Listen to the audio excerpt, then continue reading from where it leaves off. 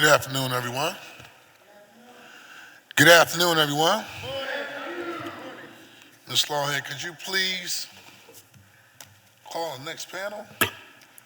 The next panel to testify is District Attorney Larry Krasner, who's also joined by Chief of Staff Jennifer Lynn, Chief of External Engagement and Government Affairs G. Lamar Stewart, and Director of Finance and IT David Benson.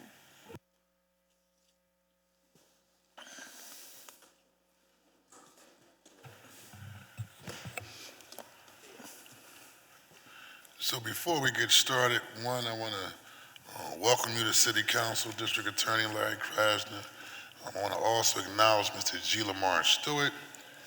That's a part of your leadership team. Thank him for all his hard work in making sure he's keeping the line of communications open between the District Attorney's Office and members of City Council, and also my good friend Mr. Bill Fritzy and the work he's done regarding the Gun Violence Task Force going after those who carry guns here in the city of Philadelphia, and also the work that the District Attorney's Office has done when it comes to the integrity unit, helping individuals who may have been wrongfully convicted the opportunity to have a chance to take a relook at their cases. And so to the whole District Attorney staff, those are a couple key areas that I've always focused on.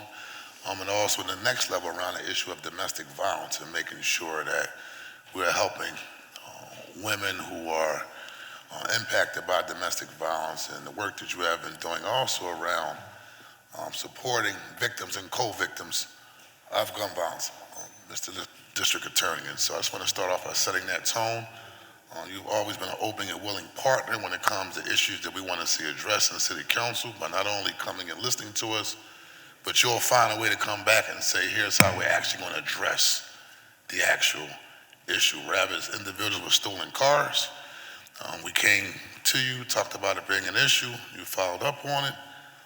Rather, the issue of retail theft, how you adjusted the policies from COVID to make sure we're going after those who are not only on a low level engaging in retail theft, but those who are fencing goods through the city of Philadelphia as well. So I just wanted to start off by setting the tone, let you know we have been paying attention to the partnership that we have with the District Attorney's Office, as well as keeping the lines of communication open as we make this a safe city. And so with that being said, you can begin your testimony.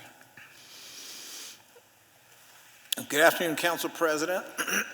I will say good afternoon to everyone as well in a moment, but I just want to say that in light of your most recent comments, which touched on the partnership, that really is true. There has been a very interesting and very positive partnership when there is an issue that the city has faced and Council has conducted hearings, even if some of us were reluctant to face the reality that we were up against a big challenge. I've always found that those hearings in the long run were a very positive thing for the city. They were a very positive thing for safety and freedom, and a very positive thing for our office.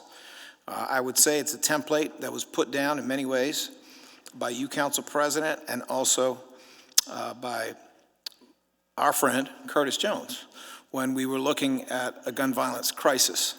Obviously, we're in a different place now, but I genuinely appreciate that partnership. I'm not just saying it because I want money, and I do want money. I'm saying it because it has been real, and it has been positive, and I truly appreciate that. My good afternoon, therefore, is not just for you, sir. It is also for Majority Leader Catherine Gilmore Richardson, all of our other good partners in Council. It is for Minority Leader Kendra Brooks. All of these folks are either here in spirit or in person. Appropriations Chair Squilla, and members of our esteemed Philadelphia City Council as a whole who are here, many of whom have been tremendous partners on, just in general, but on specific issues of interest to them, and I will reference some of those issues. For the record, I am Larry Krasner. I'm the District Attorney for the City of Philadelphia. I am here testifying on behalf of the 600-plus attorneys, sworn law enforcement, victim service advocates, and support staff professionals employed by the Philadelphia District Attorney's Office. I am joined by several senior and executive level colleagues, among them Chief of Staff Jennifer Lynn, G. Lamar Stewart, who's the Chief of our External Engagement Government Affairs Division, and I'm joined by several supervisors of crucial units some of which are of special interest today. I'm going to identify them, and I'm going to ask the heads of these units to stand up so you can see them, because when you see them in the hallways, you'll know who they are. Gun Violence Task Force, seated next to me, Mr. Bill Fritzy. And by the way, you can all sit down after you stand up. Family Violence Sexual Assault Unit Chief, seated with me, Katrina Wattis. Elder Justice Unit, seated with me, is Jillian Dagres, and also we have Alex Blumenthal, the chief of the unit, who is seated nearby. Information Tech Unit, and that is a very, very important unit anymore. David Benson. Economic Crimes Division. Kim Essick. Dangerous Drug Offender Unit, Paul Riddell, and Keon Cook is not the chief, but he is here with him. Juvenile Unit, Annie Ambrose, who may be familiar to many of you from other positions she has held. Our CARES Unit, which as you know works specifically with families of homicide victim, Tania Leonard, Victim Services Unit, Mariel Dela Cruz, Relocations Unit, Donna Woods. We'll talk about CIU, which you also highlighted. Council President will talk about CIU, which is the Conviction Integrity Unit, the one that does exonerations of the innocent. We'll speak about that a little later. Our entire executive team and DAO staff remain committed to a balanced and comprehensive approach to prioritizing public safety through modern enforcement strategies and supporting violence prevention, intervention, and interruption efforts throughout the city of Philadelphia. Yes, it is about safety and freedom. Yes, safety and freedom go together when you handle both of them in the right way. And no, they didn't get it right in the past. Look at the numbers right now, and you will see that we, all of us together, collectively, all of us, we are getting it right. The number of homicides this morning, and no homicide is okay, is 39. We are past the first third of the year. You are looking, that clap, I believe, is for so many of us in and out of government.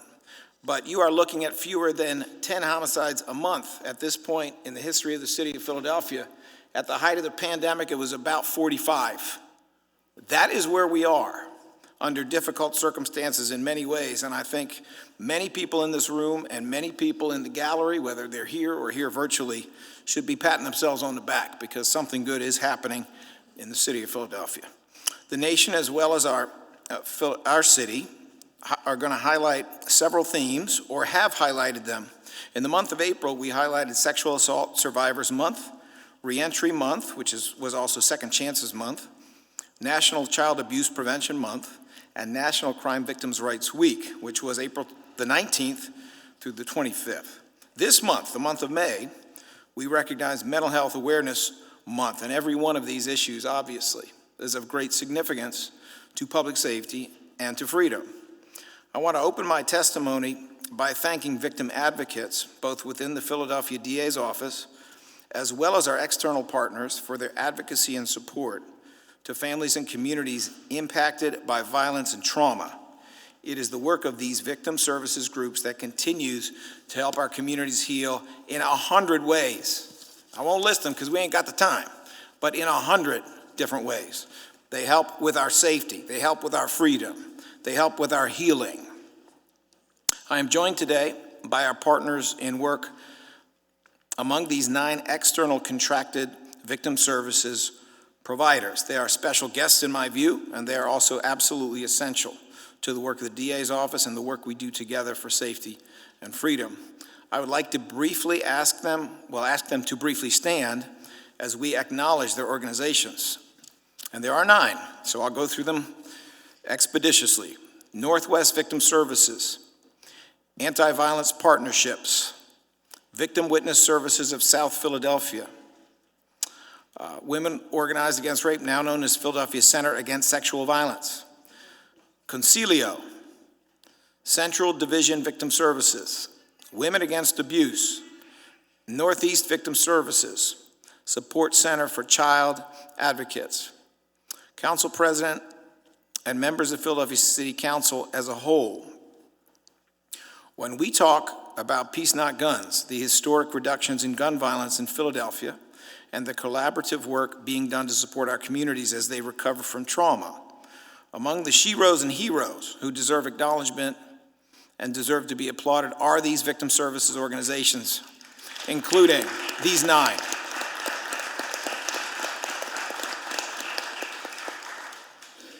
Inside your packets are letters from each of these organizations in support of our budget and in support of the work that we do together. We are very grateful for that work, and we hope that council and we hope that Philadelphia in general understands the incredibly important close connection that we have with these groups. We sit here today, let me make sure I got my numbers right, 55 months into historic declines in violent crime. 55 months into improvements. And it's not just violent crime, it's also nonviolent crime. No, not every single crime down every single month, that's not real. 55 months. And it hasn't stopped. This is an incredible achievement, and I don't think there's anyone, any group, any aspect, any factor that can claim to have done more than has been done by our 9 external contracted victim services providers and the victim services providers within the Philadelphia District Attorney's Office. And I thank you all for the work that you do to continue to help Philadelphia heal. If you're standing, you may be seated, and if you're not, then you're smart.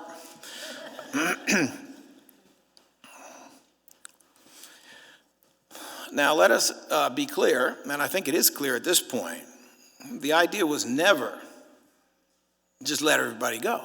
The idea was always that there were some minor crimes being over-enforced, and we needed to focus on the most serious crimes. We needed to take the limited resources. We continue to vigorously pursue appropriately lengthy consequences, serious consequences, and accountability for offenders who harm others in ways that are serious, and we will always do that. We will also work, however, to be diligent in exonerating individuals who were in prior administrations or even in ours were wrongfully convicted and innocent of a crime. It was always a double-edged sword. You're letting the guilty one go. You're emboldening the guilty one by putting away the innocent who weren't even there and don't even know what occurred. That is, in many ways, extremely important because it restores faith that we are trying to be fair, which unfortunately was not always the case. And it enforces the notion that it makes sense to engage the government, not to settle your things on the street, but to actually be willing to testify, to be willing to report the crime, and to be willing to engage a system that tries very hard to be fair. These exonerees, these innocent people who sat in jail for the crimes of others were always victims themselves, and they are victims now. The families who were sold a bill of goods that Joe committed a crime when he didn't, when Bill committed the crime, those families were victims of a system that was inaccurate, inefficient, or didn't care about whether they got it right. And we do care that we get it right. We also remain steadfast in funding anti-violence community-based organizations. This, I know, is an issue of great interest to many of you, including, of course, Councilmember Gautier, through the DAO's Violence Prevention Grant Initiative in partnership with the Philadelphia Foundation. This money, of course, is money we're not allowed to use for our own salaries. We're not allowed to use really for our own purposes. This money, by law, must be put back into the communities from which it was extracted by drug dealers, by people who harmed other people. This is money that comes from crime and goes back to try to heal that crime, and we continue to push that money back into the community. Next week, the DA's office will announce nearly $500,000 in grant awards in support of community-based organizations that lead summer camps, mentoring programs, athletic programs geared toward providing safe spaces to Philadelphia's youth during the summer months, which we all know from a criminological perspective are always the months when we need to be especially careful about safety. Since May of 2021, the DA's office has awarded nearly $7.5 million in grant awards to 501c3 organizations that put boots on the ground and focus on violence prevention, violence intervention, and violence interruption. And let me be clear, that money goes back to the communities it came out of. I love Chestnut Hill, I love Rittenhouse Square, it ain't going there. This money is going to the communities that have been most harmed, and that's how it's supposed to be.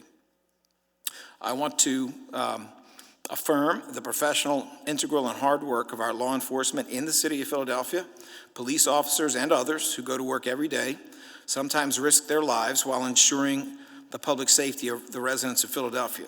The DA's office supports our law enforcement who are committed to integrity, service to community, professionalism, and modern community policing that constitute effective, modern enforcement.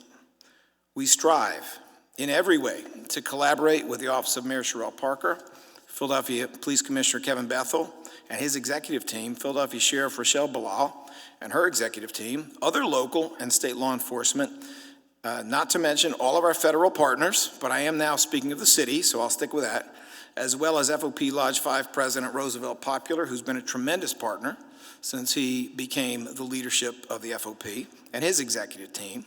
I want to thank you all again for the work each of you do daily to improve the criminal justice and to ensure the safety of our residents, and to the collaboration that we enjoy or hope to improve so that we can do even better.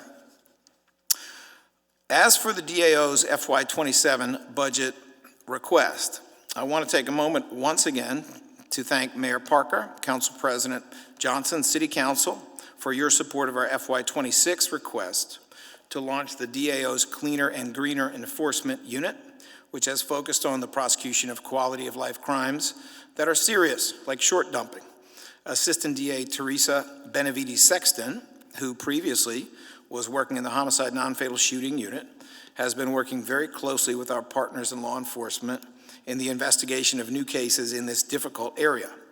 We've also hired a victim witness coordinator, Jada Rudisil, who has provided support to communities and victims that are impacted by these damaging crimes.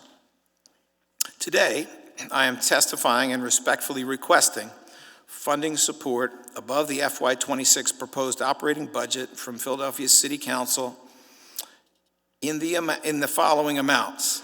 And then I have a comment for you, because I know some people come in here and say, can I have $100 million? And their prior budget is a third of that, okay? That's called bargaining. That's called tug of war. That's called I asked for a ton, so give me some of it. We're not doing that this year. We're coming in with what is in fact a minimalist request of what we absolutely need in order to continue to do this. And I will be the first to admit that might not have been what I did in 2018 or 2019, but some lessons are learned. And the lesson here is that I understand how serious you are about trying to get this right. And I understand that we are in a time of some concern about austerity due in part to the federal government. Well, we are coming in for what we need. We're not coming in here for everything we want. Now, on the other hand, if you have everything we want, we'll take that too. Let me be clear.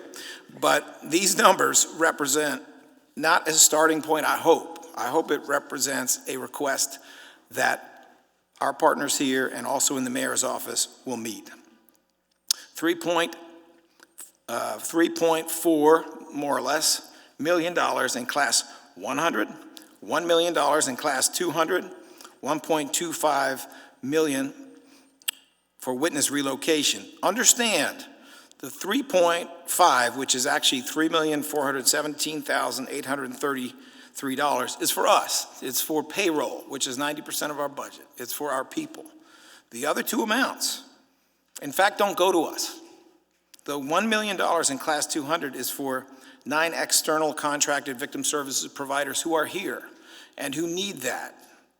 City Council answered that need to a good extent last year after 15 years of not answering it, and we are very grateful for that. But I'm just going to be direct. It wasn't enough. They need more, and we need them to have more because they are such close collaborators. The $1.25 million that we are requesting in continued support of the DAO's witness relocation program doesn't go to us. It's timely and it's critical. An essential role that we play as law enforcement and prosecutors is to protect and ensure the safety of witnesses and victims who are being harassed, threatened, bullied as a result of their cooperation and participation in prosecution. Funding relocation doesn't go in our pockets. It goes for those expenses. And it makes it possible for us to prosecute some of the most dangerous people who are out there. It makes it possible for people to want to come forward. It makes it possible for witnesses who are reluctant to say, I can get over that reluctance because I know that you are going to protect us. So that $1 million in Class 200, not really going to us, not going to our employees, not going to fund things we need. The 1.25, not going to us, going to protect others. What is going to us is the $3,417,833 in Class 100. And of course, the crucial question is for what? What you going to spend it on? Why do you want it? Well, in many ways, those requests are based upon your priorities, and I say that to the whole of council. Your priorities and the mayor's priorities that have been clearly expressed by you, but also by your and our constituents. It goes to a group of areas that we think are vital. I will tick them off, and then I'll talk briefly about each one. The first is expanding the work of the DAO's Gun Violence Task Force. That's Fritzy sitting over here. Number two, I mean, he's not going to keep the money, but that's the work. You're not going to keep it, right, Bill? No, he's not going to keep it. He's from Michigan. They don't do that stuff. Launching the DAO's Repeat Domestic Violence Offender Unit, okay? And that goes to Katrina Wattis, but she's not going to keep that money either. Then there is information technology support. I know it's not the most exciting topic, but trust me, it's absolutely essential. And I will explain to you, and David Benson will help me explain to you what it would mean for a DA's office not to have email anymore. Imagine if that happened in your office. What it would mean for us not to have the ability to pass discovery with our new electronic discovery system, which is Axon. What it would mean if we can't do closing arguments because we can't use PowerPoint anymore. What does it mean if we can't word process so we can't write motions anymore? I mean, come on now, that's kind of silly, right? So that is one of our requests. We have raised this flag a couple times, but we are at a precipice. As of July, I don't want to say we're going home because we would never do that. But I do want to say I guess we'll be writing with a pen because I don't know what else we're going to do unless that need is met. And I know you understand its importance. And the fourth issue is strengthening investigations and prosecution for crimes committed against seniors. Now, I must admit this is a little selfish because I just turned 65. So I've joined the category of people who need our protection, all right? But it's important. Our seniors did a lot for us, and we need to make sure we're doing what we can for them. As to these four areas, let me start out talking about the DAO's Gun Violence Task Force. We just had a press conference this morning. Gun Violence Task Force, with the help of state agents and our local and federal partners, including the Philadelphia Police, does tremendous work. Today was not their greatest achievement, but it's an important achievement. Man in Roxborough, who is 6105, meaning he's a felon, he's not allowed to possess any firearm. He had 19 of them. He was manufacturing silencers, okay? Silencers have been illegal to own in the United States since about 1936 because Al Capone wanted to run around and shoot people to death with them. They serve no lawful purpose whatsoever. They are especially useful for what? For mass shootings. Yeah, we need him arrested. We need him charged, and we need him off the street. That's important. He was running, essentially, a little firearm shop where he would manufacture these things, and as our investigation continues, we'll see for whom and for what. But I think probably the most significant achievement of this Gun Violence Task Force is that it has gone from being an entity that was well known for stopping illegal sales of guns. This was often a process of gangsters victimizing women who were within their control to go buy guns that these gangsters would then use for gangster stuff. That's what it was, and that is a worthy project, but it was not a unit that was dismantling for good big chunks or all of shooting groups. Some of these shooting groups have been around for decades. They can't even remember the reason that the shooting started, and yet for decades they have continued to shoot each other, kill each other, terrorize neighborhoods, and whenever somebody got out one way or the other, let's just say the penitentiary or the cemetery, someone young would step up. To my knowledge, and I'm almost 40 years in, this is the first administration where we have been able, with a lot of support from council, a lot of support in state funding, where we have been able to take a much more modern approach that does deep dive investigations of actual shooters, of actual shooting groups. These investigations are heavily based upon forensics. And that's why we have been able to communicate to young people by saying things like YBC. And this was requested by the mother of a victim. YBC doesn't mean young bag chasers anymore. It means you've been charged. Actually, you've been convicted is what it means. That's why we were able to say these things. That's why these things got to TikTok, because it became a topic of conversation among young people who are constantly being tempted by portrayals of violence that glorify the violence and the lifestyle. It's why we were able to get there. These are just some of the groups in South Philadelphia, in the Northwest, that have been in part or in whole dismantled. 31st Street, 27th Street, CCK, P&B, O to the 4, YBC. You've heard these because there were busts that involved 30 shootings, 3 homicides, 12 people, 19 people, 15 people. It makes a difference when we shut down whole shooting groups, and even the criminology around the locations where this occurs shows these drastic drops in shootings and murders that occur within that area for a very long period of time. It has truly made a difference. Well, you know, as is common, there was funding for the Gun Violence Task Force. It was a good idea, but it doesn't always go on forever. And we need to make sure that this work goes on forever, because this is the work that is going to reap incredible benefits in terms of Philly going from being known as chronically violent to going for being known as consistently safe. This is what's going to drive up property values, and not in a bad way, not in a way that is predatory for those who live here. Drive up property values, increase revenues. Every dollar that goes into this is going to come back 10 to 1. 10 to 1. And that's not even when we talk about the psychological effect on Philadelphians in knowing that they're not going to have to keep their kids away from the window and keep them inside all night, every night, which is kind of how it felt at some points at the worst of the pandemic. That is our Gun Violence Task Force.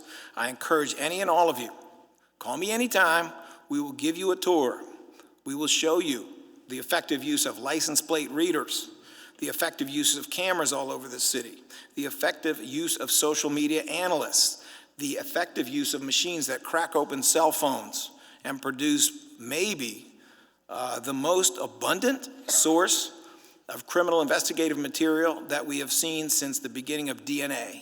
We'll show you how all of this works together and why our federal partners, the FBI, ATF, why the Philadelphia Police are all coming in the front door with our blessing to work with us on how we can do this. We'll show you the incredibly effective work of the state agents who work with our Philadelphia DAO attorneys on these cases. And I know that those issues obviously are of extremely high interest to the entire council, but also to Council President Johnson, to Public Safety Chair Jones, to Council Member Phillips, to Council Member Bass, among so many others. Repeat Domestic Violence Offender Unit, our second point. You called a hearing, we came, and we made a commitment to you at that time. Once again, it really is a positive process when we do this. We made 3 commitments. The first one was to do additional training, and that was requested by Council Member Phillips. Well, we're doing it. We have elevated someone who is essentially a full-time trainer. She is here, and that is Erica Van Den. I'm not going to do it again, am I? Van Den Aekart. There we go. That's Erica Van Den Aekart. Instead of having a weekly meeting for all the supervisors, we now have one a month. And the other meeting occurs in units. We go unit by unit to train. I go myself. There's other training as well, but I go myself to make sure not only that the training covers the policies, but that any adjustments in the policies that are being suggested by the line attorneys are considered so that we can try to make sure our policies lined up. And thank you for that suggestion. A second commitment that we made was to follow a model from the gun violence days. We take the new DV cases, new domestic violence cases, we sit down with our partners in the Philadelphia Police Department we have in the room Women Against Abuse, and we looked at the new cases as a roadmap for how we can do better with these cases. It worked extremely well when we did it with gun violence, and we're following that same process here. Those meetings started out weekly. They may, much like the gun violence meetings, become bi-weekly or monthly at some point. But the lessons we learn from actual cases are much better than the ideas we have in the abstract. And the third commitment we made, the only one of the three that requires additional funding, because we did the other two with no additional funding, is for a special unit where we can have our more senior, more experienced attorneys under the leadership of Katrina Wattis, who's sitting here. We can have them take the case from beginning to end, use their expertise, make sure the representation is consistent because these experienced attorneys take it from beginning to end. We can have the specialized investigators that we need to do these cases, and simply put, we can do what you asked us to do and what we always wanted to do, which is do better. The third thing is information technology. I know that this is an issue of interest to all of you, but perhaps especially to Councilmember Landau and Councilmember Squilla, who are the chair and vice chair of the Committee on Tech. I'm going to ask Dave Benson to talk for me for a minute. I've already mentioned to you, we need our email. We need these other basic office systems. In an era when communications is king, our systems have to be able to communicate with other systems, and we have to be able to move in modern ways within this system. But I am going to ask Mr. Benson to be available to you for any questioning on these topics, because there's a cliff. That cliff is called July. And if we don't have funding by the time we get to that cliff, we're all going to go over, and none of us want that. And then finally, with reference to strengthening investigations and prosecution for crimes against seniors, a topic of interest, I'm sure, to all of you, but let me also mention Majority Leader Catherine Gilmore Richardson, Kendra Brooks, who is, along with Jim Harity, is on the committee that takes special interest in intergenerational affairs as well as aging. Let me say that we all understand the importance, especially in a time when a city known for its very high home ownership and that home ownership's relevance for generational wealth, especially at a time when there is a targeting, there is a weaponization of technology against human emotion that has, among others, targeted seniors. I don't feel like being a target. Now that I got my AARP card for 10 years, I don't feel like being a target. And I don't think anybody else who's had that card as long as I have or longer should be either. I think it's incredibly important that we address that. My final remarks here, which I promise you will be briefer than what I've done so far. I just want to end today's testimony where I began. One of our very top priorities is to ensure that every survivor, co-survivor, and community impacted by crime knows that the DA's office is seeking justice in their case and is supporting them throughout the prosecutorial process and in many instances throughout the investigation. That support comes in many forms, including the advocacy and work of the DAO's CARES unit. This is the Crisis Assistance Response and Engagement for Survivors unit that provides specialized services to the families of homicide victims in the first 45 days. The advocacy and work of our Victim Services and Relocations unit, and last but never least, very importantly, the advocacy and work of the 9 external victim services agencies contracted to provide specific support to witnesses and crime victims. And they are, one more time, Northwest Victim Services of South Philadelphia, Anti-Violence Partnership, Women Organized Against Rape, now known as Philadelphia Center Against Sexual Violence, Women Against Abuse, Northeast Victim Services,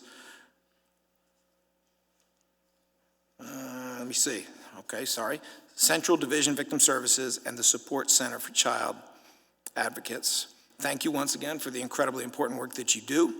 And I wish to thank you, City Council President Kenyatta Johnson, Majority Leader Catherine Gilmore Richardson, Appropriations Chair Mark Squilla, and the entire Council of the Whole for the opportunity to present at today's hearing. My team and I are here to answer any questions you may have at this time.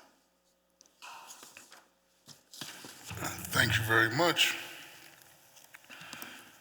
I said a couple of small questions before I turn it over to my members.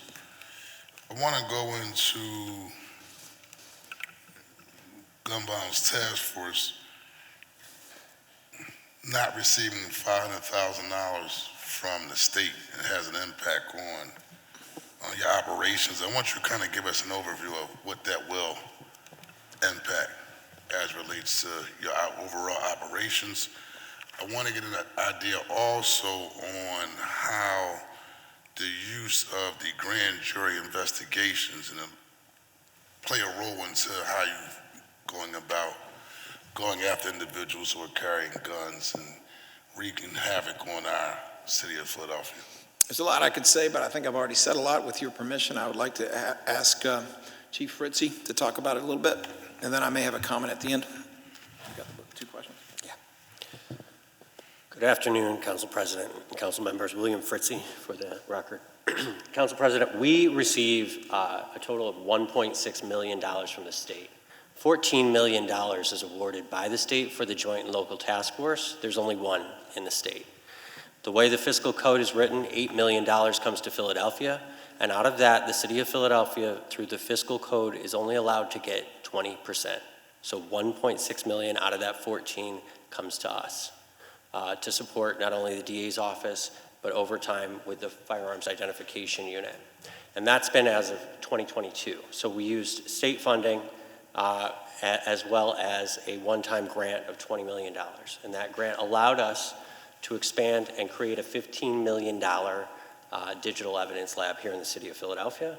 It allowed us to give equipment to the police department for their license plate readers, for their cell phone cracking technology, for their cell site, location information, anything you can think of digitally.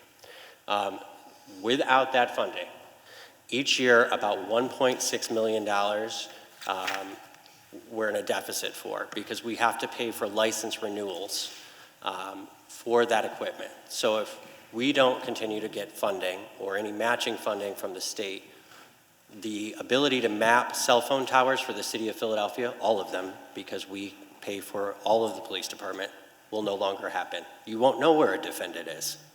The cell phone equipment, we have 12 machines. We give 2 to the police department. Those won't be cracking any phones. The license plate reader, we were able to install some of the equipment for the city and also pay for OIT to install them. We won't be able to do any of that in the future either. So basically the unit shuts down, the digital forensics lab. And again, that was $15 million investment. So we're asking, for 1.6 to keep the lights on and keep the software going. When we look at the grand jury investigation and how that works, we use that digital evidence, right? People tell on themselves a lot. And I think you can see the effects of that if you go to 31st and Tasker, right? That corner store is no longer a corner store. It's a Korea Taqueria, right? And the park down at 30th Street, 30th and Tasker, that's where our gang members from 31st and Tasker used to sit with their guns out on the picnic tables. And now you have little leaguers out there, playing t-ball on the weekends. So a drastic change. So what we're doing is we use that digital evidence, gives us a lead. And then we use the power of the grand jury, the members of our community who are fed up with this, and they're hearing all of this evidence, and they're hearing about all of these people who are involved, and they're taking 0.1%, I'm sorry, not even 1%, 0.1% of the community that we're arresting. And we're getting extremely long sentences on those individuals because we're arresting them not for one crime they committed, but for the 10 shootings they committed, and we're doing it all at once. And so we've seen a drastic reduction. I think even our numbers from the police department had us down 52% in the 17th Police District. It was the lowest number in 6 years that they had seen, and that had continued after the grand jury. As a result, the University of Penn has an embedded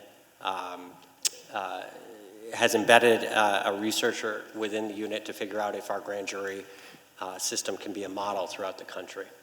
But that is how we're using the digital forensics lab and then using the grand jury process. But really, I think it's allowing the community to come in and actually see what's going on and making those decisions and help us make those decisions to get the right people.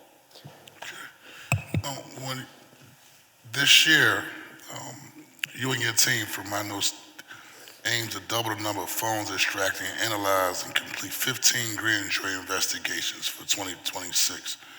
What performance metrics will be used to measure the success of these goals, and how will they correlate to reductions in gun violence?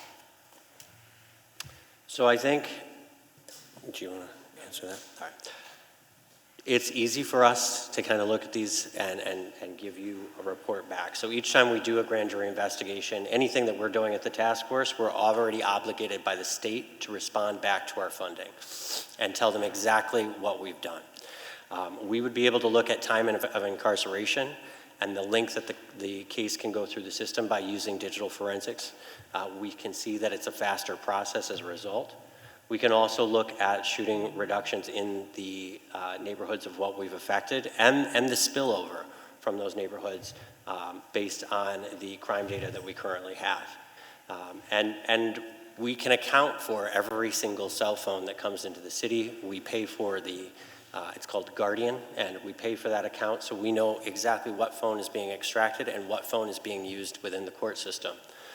So we know that we've doubled each year the amount of phones. I think we're now at 2,600 phones that we brought in. So we'll be able to account for anything that this council asks us for any usage of money. When you talk about the work that the task force is doing, how do we ensure that investigations into firearms trafficking and straw purchases lead to successful prosecutions and long-term reductions in gun violence, going after those that sell guns to our kids? So I think a big part of what we see with straw purchasing is that if we can bring those individuals in who are doing the straw purchasing, right? Those are usually the people that are being taken advantage of. They face mandatory minimum sentences for each gun they purchase, beginning with 5 to 10 years of incarceration. And we're able to bring those individuals in and talk to them and make those connections of where they sent that gun and then arrest those individuals as a result. So we're able to reduce crime again and again and again as a result of that. If we see an increase in the purchase of firearms or the transfer of firearms within the city of Philadelphia, you can rest guaranteed that we will use the grand jury or any other investigative technology in order to increase the amount of guns recovered from those areas, just like today, right? 16 guns recovered. We're going to look at every single one of those guns. We're going to find out where he bought them from or who supplied them to him. And a big component of that is that cell phone that we recovered from him today. It's going to tell us a lot of information. But we're going to be able to continue to chip away at the amount of guns recovered within the city and also chip away at those who are making money off of the sale of those firearms. Cool. All right, well, thank you very much. Appreciate your dedication on that particular area, which is near and dear to me as it relates to keeping guns out of the hands of young people and making our city much safer. So with that being said, the chair recognizes Councilmember Dr. Anthony Phillips, then Councilmember Jim Harry. Thank you, Council President. So I want to begin by thanking the District Attorney because we were able to work together on an initiative in the northeast section of our district in Longcrest that's going to really impact us with addressing illegal dumping. So I want to say thank you for that. I also want to thank you Dr. Phillips, could you speak up on the microphone, please? I also want to thank you for just being able to answer a question that I had. It was actually the first question I had for today, and I'm glad that we see changes around how we're supporting our ADAs to make sure that they have the same grit, tenacity, and thoughtfulness as their leader, as you. So I think that's really important. So I just had a couple questions. We're spending over $13 million on outside counsel when it comes to, what types of cases require outside firms versus internal handling? Council member, thank you for your kind words. I suspect you're referring primarily to outside cases, outside counsel in civil matters. Is that what you mean? Yes. Through the solicitor's office. Because obviously there are court-appointed criminal counsel who are absolutely necessary in the system due to conflicts among criminal defendants. But I think what we're talking about now are situations where the city solicitor's office, due to conflict or some other important reason, cannot represent everyone who is involved as a defendant or as a plaintiff, usually a defendant, because it's usually the city being sued or some subpart of the city being sued.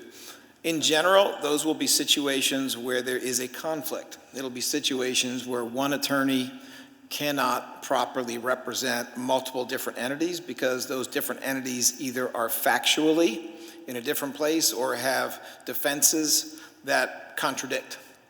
It is, I can't say whether that's a good number or a bad number in terms of what, the city solicitor does. I'm not in that room. It's not my specialty. And obviously Renee Garcia, with whom we work and have worked in the past, is probably better positioned to do that. Okay. But I will say that, especially in government, it gets quite complicated because the city solicitor's office works very closely with the mayor. There may be moments when elected officials are not placed in exactly the same position as the mayor, and I don't say that to cast shade on anyone. That's just our legal system. There may be times when a particular city entity wants to do things, and the mayor's office feels differently about who should have control over that, and that presents a natural, reasonable conflict that requires having different counsel, but also just at the individual level. For example, in an area that I do know pretty well, which is 42 U.S. Code Section 1983 lawsuits against law enforcement, allegedly for violation of the civil rights of a civilian. Right. It's a common type of lawsuit. When that occurs, you may have a police commissioner who thinks that what the police officer did was just right. You may have a police commissioner who thinks that what the officer did was dead wrong, or it may be somewhere in the middle. So there will be instances, depending on whether that individual police officer and the commissioner are on the same page. There will be instances where separate counsel is required, but there will be other instances where everyone's on the same page and a single counsel can serve for all of them. Thank you for that clarification. I just wanted to make sure that we were using as many internal resources as possible. So that was good clarification. Also, I've been on the theme of responsive government with every agency in the city of Philadelphia. I do want to say that do your work with G. Lamar Stewart, who's been really helpful for a lot of us on council, and a lot of your ADAs and folks have been supportive. So I want to say thank you to him. I think he's saying that because they both go to, like E9 is in his district and got this whole Northwest Philadelphia thing going on, like Mount Airy, West Oak Lane, and all that type of stuff. E9 is a great church. But I also want to thank the DA for his responsiveness as well. But in terms of efficiency and also helping neighbors understand the role the DA's office plays in the city, I was wondering if we can perhaps get a service level agreement on the following, just all of the things that the DA's office offers beyond prosecution that communities and families can take advantage of, such as the grants that you have to offer, the grant program, how to access that. If there could be a one-pager that could be distributed to, especially our office, but all of council offices, maybe a one-pager on some of the youth diversion programs so people can understand how tax dollars are being utilized. But I just want to be able to say, hey, the district attorney's office is doing some incredible work. If you want to access these services or things that they have and you need any support, here is a one or two pager on all those things. And also just a one pager to describe from requests to finish how you get those things. Well, the short answer is absolutely. I think it's a wonderful point.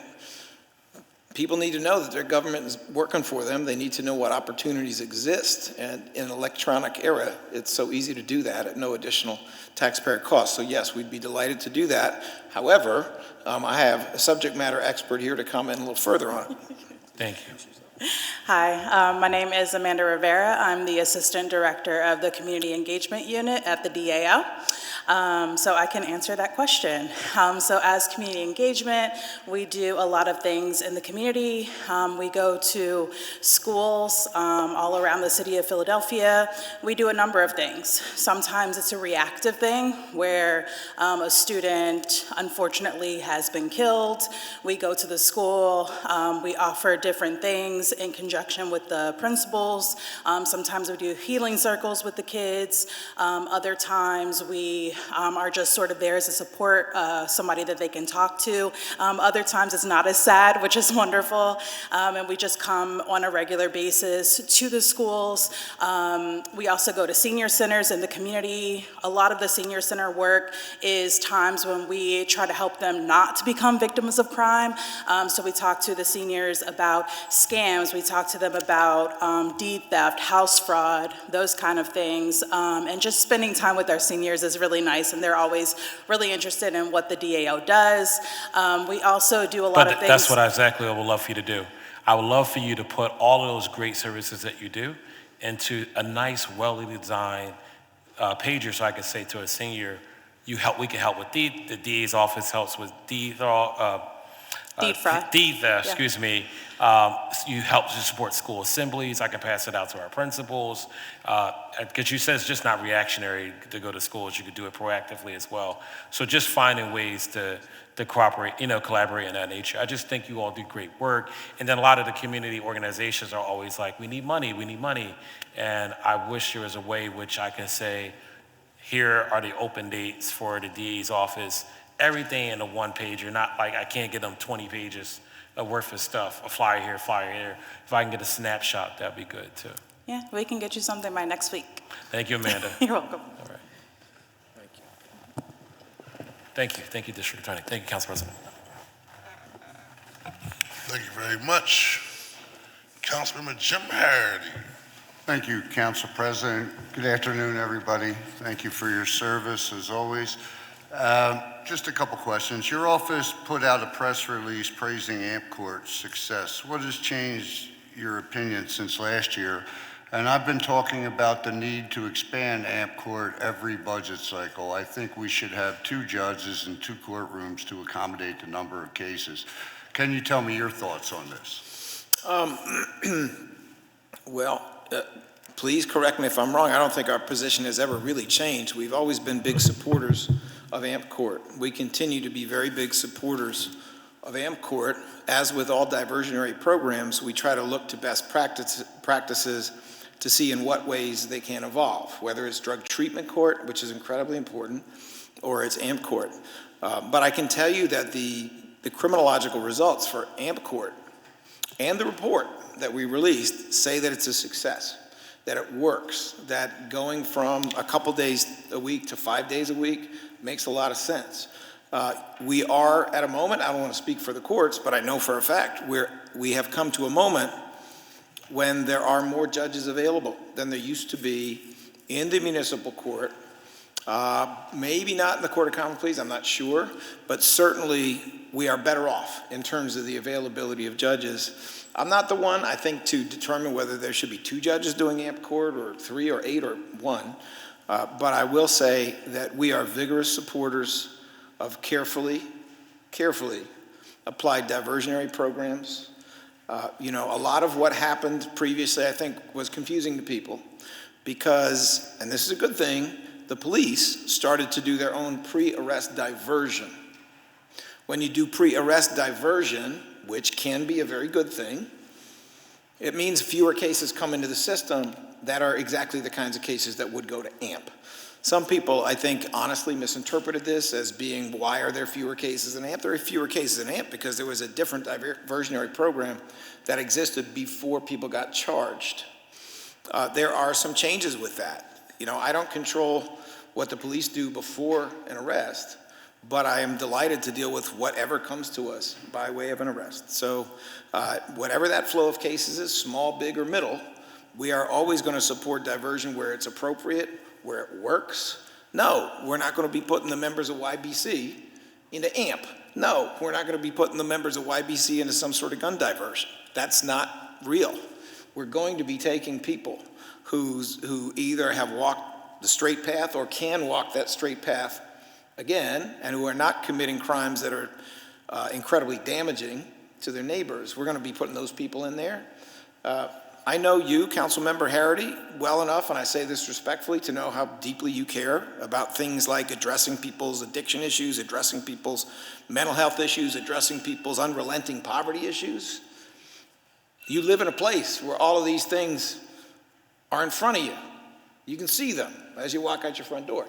So I just want you to understand that consistent with our reform approach, consistent with our progressive approach, is and always was, that we want to focus on the worst offenders, we want to catch them, we want there to be a consequence, we want them to be separated from society as needed, but there's a whole lot of people who used to go straight to jail, who needed to be in diversion, and now that we are doing that, we are much safer for it.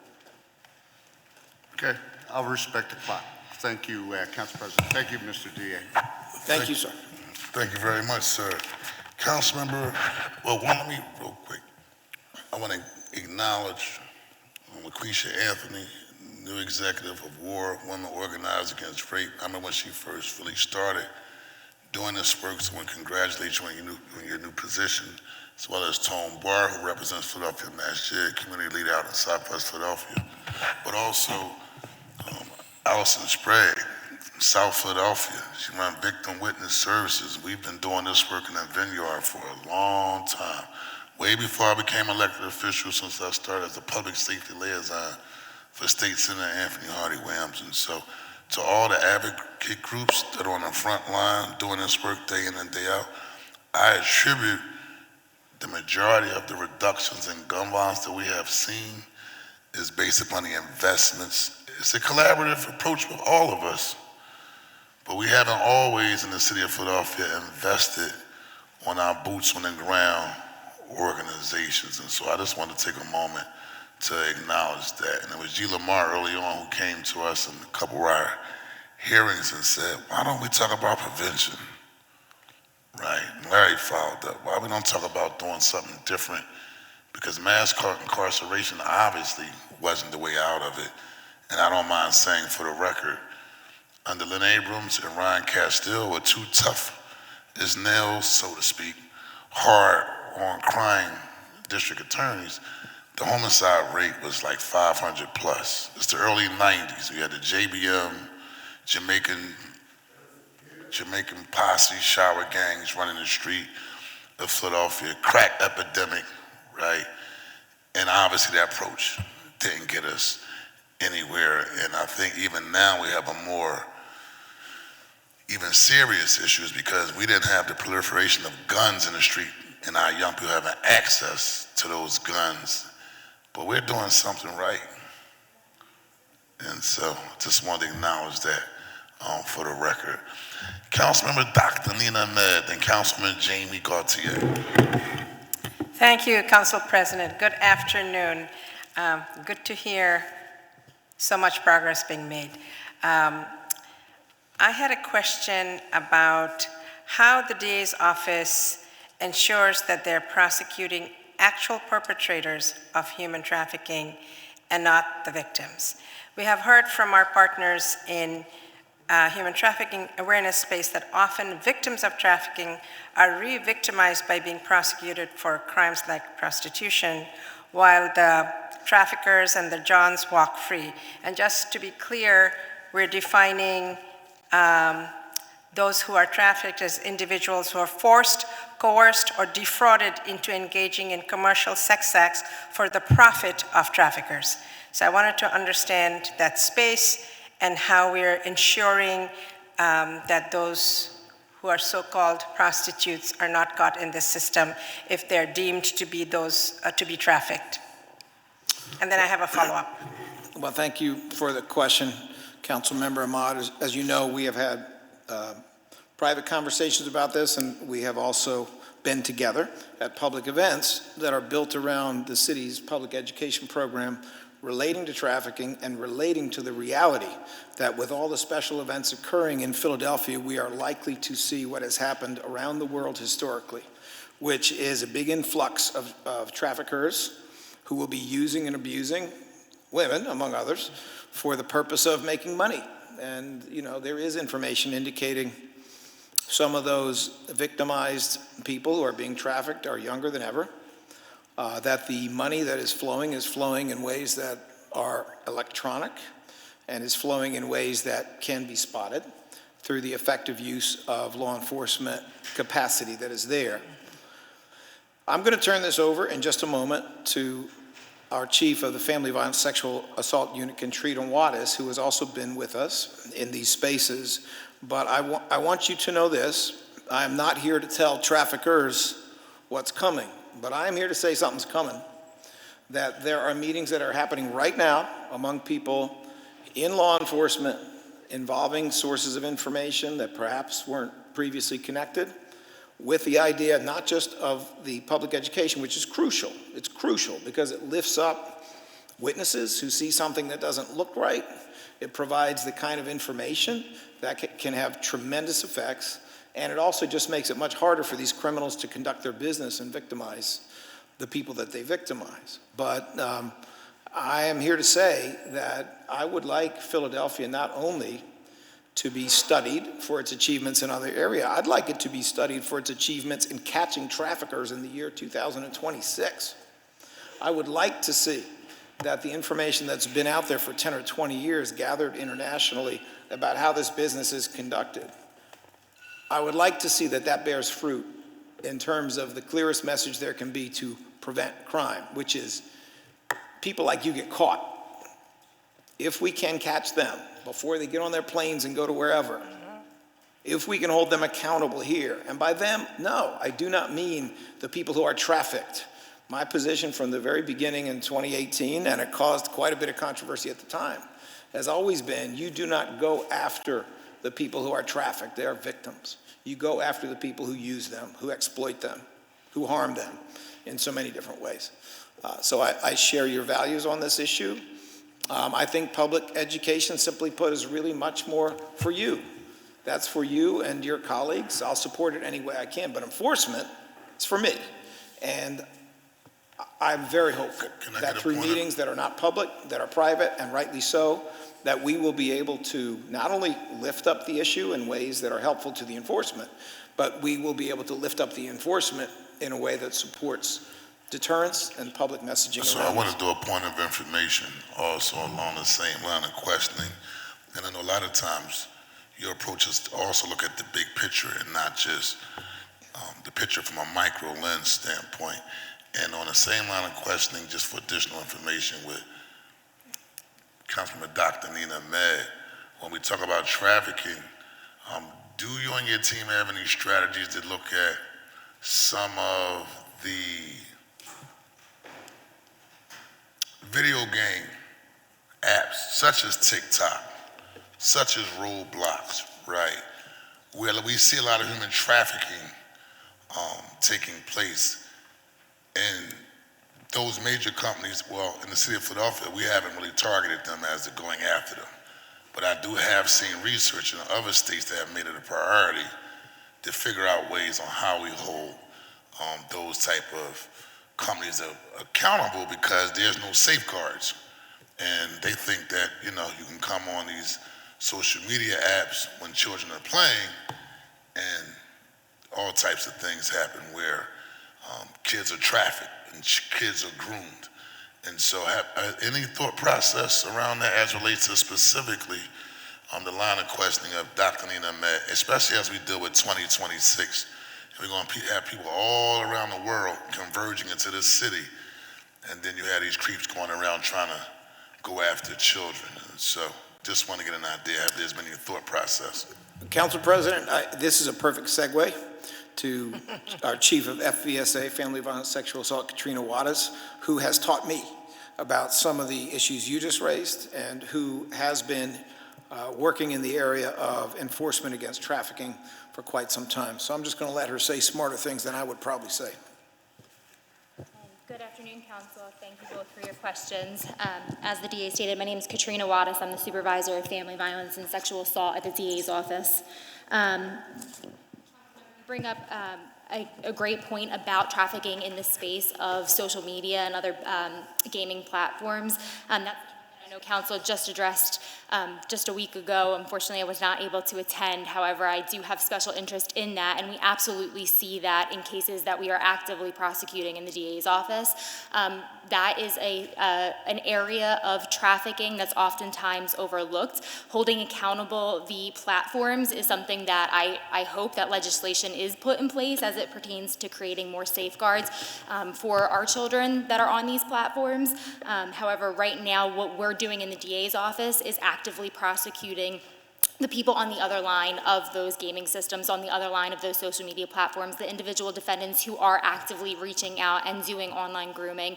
Those are the cases that we're actively prosecuting. We do see it amongst platforms, not just gaming systems, but systems, social media platforms such as Snapchat, TikTok, Discord, Telegram, to name a few. Those are all platforms in which we have active cases currently, and that we're vigorously prosecuting individuals who use those platforms to facilitate crimes of grooming against our children. Usually the crime that's associated would be unlawful contact with a minor. That's the statutory, the codified crime for the offenses that we're talking about, and that's something that we're actively prosecuting across the board in our unit. To go back to the question as it pertains about human trafficking and prosecuting prostitution as an offense, I have not seen a meaningful prosecution of the charge of prostitution in a very long time.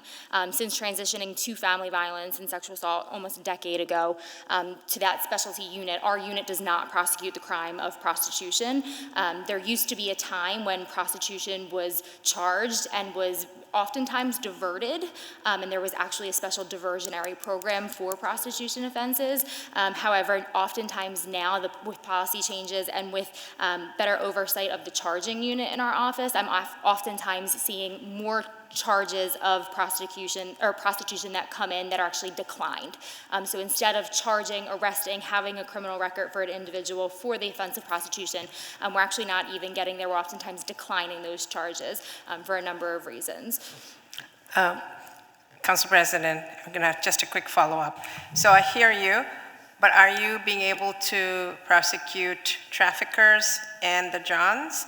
And number two, those who you're not prosecuting, those who potentially would have been prosecuted as prostitutes, are they still being diverted to get support and some sort of ability to leave this space?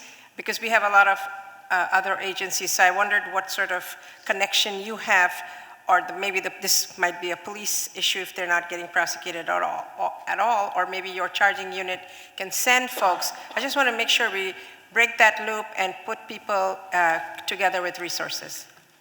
So as far as charging, if they do decline a case, it is not often the practice that the chargers would then reach out and make any efforts to provide resources. I do believe that if it's going to be a decline case, that's something that usually PPD would be in the best position to then connect that individual with resources. But absolutely, to your first question about are we prosecuting trafficking, yes, we have active cases in the DA's office now awaiting trial for human trafficking. So that's absolutely offenses. I believe we have one trial coming up in May and one in June for individuals identified as human traffickers.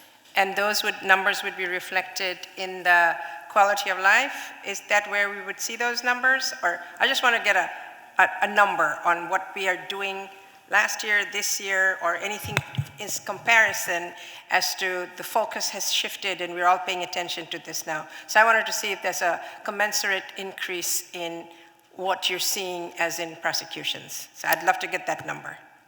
Yes, I can tell you about the two that I just mentioned, which are the two active trials that we have. I know that there's also active investigations still with PPD, but as far as active cases within family violence and sexual assault, there are two active human trafficking cases currently charged and awaiting trial.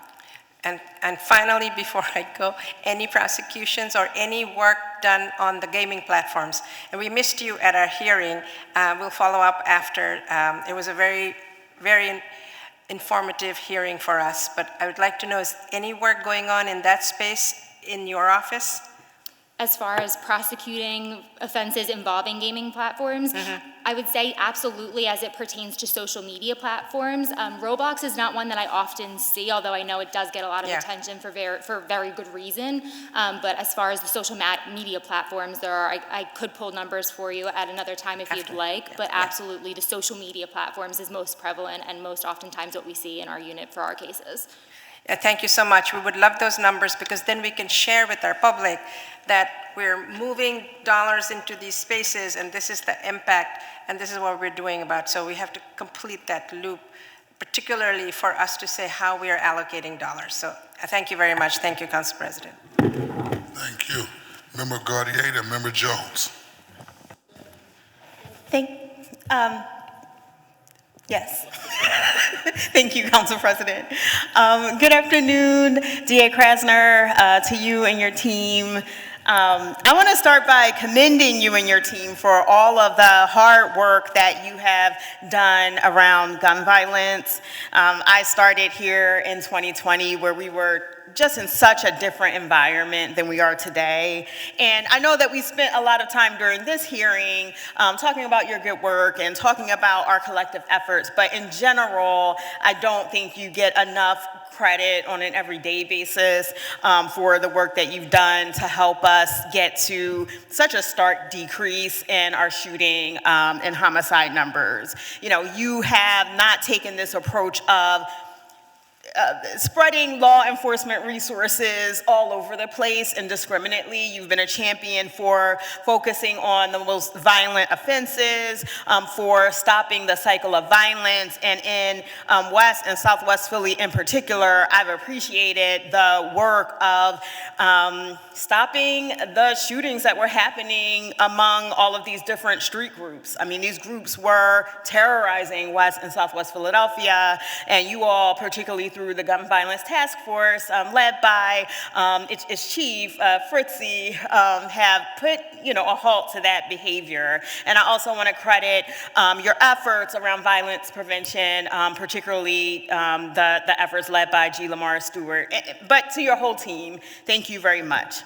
That being said, council, just like the DA's office, never loses sight of the fact that even one shooting is one shooting too many. And in West Philly, I've seen just kind of an alarming uptick in shootings over the past couple of weeks in particular. And so in the wake of the shootings that have happened around the 60th Street area, what is your office doing proactively to make sure that gun violence does not spike again this summer?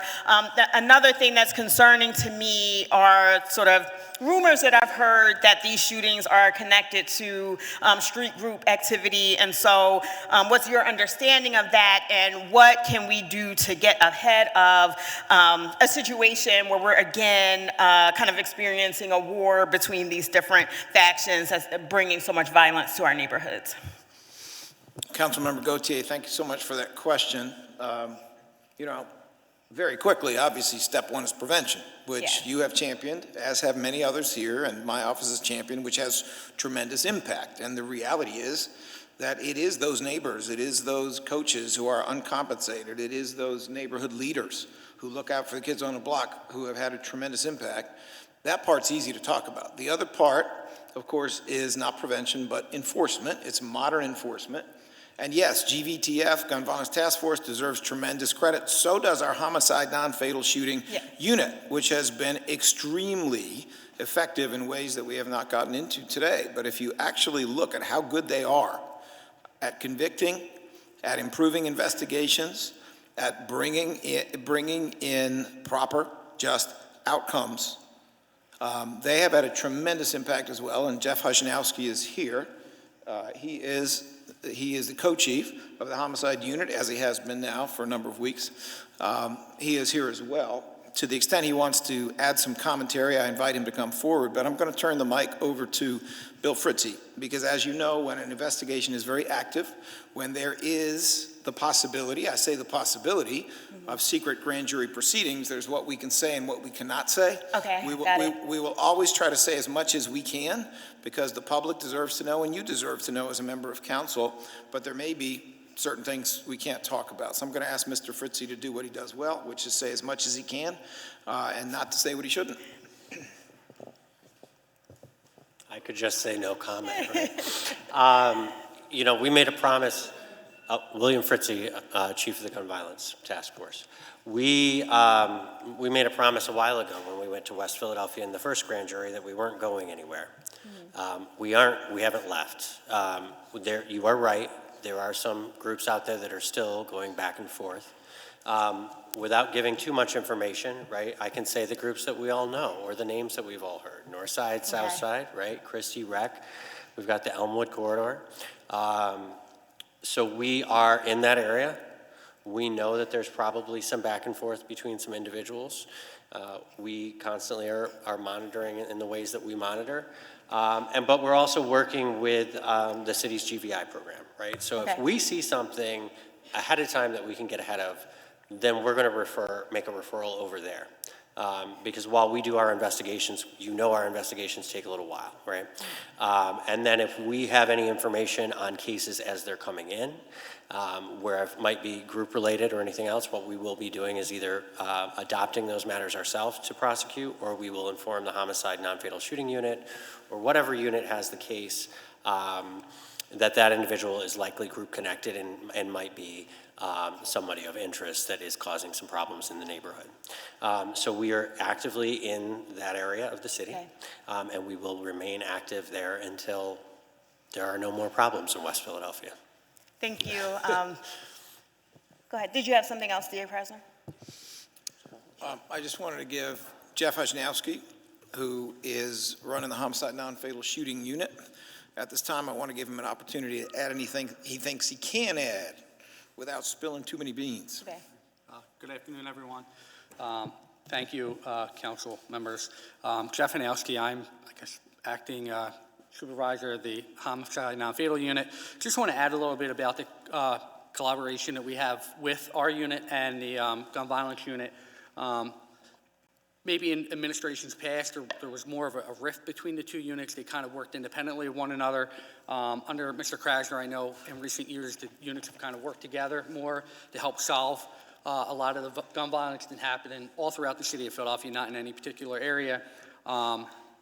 Especially members of our non-fatal unit have worked with analysts. I know I've worked on homicide cases with analysts in that gun violence unit to help solve cases, to help prosecute cases successfully. So that collaboration is happening, and it's become stronger over the last couple of years, and especially under DA Krasner. I'm going to explain a little bit how, the process works in terms of charging homicide cases. In particular, so in the district attorney's office, what happens is when the police officers investigate a crime, we'll then focus, they'll get everything together, they'll package it, and they'll submit it to our charging unit, which is primarily responsible for charging anything short of a homicide, essentially.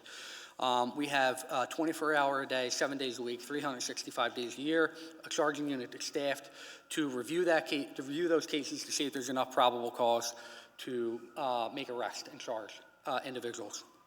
The homicide unit's a little bit different in that within the homicide unit, we charge our own cases. All homicides that come through the city of Philadelphia are charged by homicide prosecutors, experienced homicide prosecutors, and we review every single homicide that comes in, not only for search warrants, but also for arrest warrants and arrests that occur.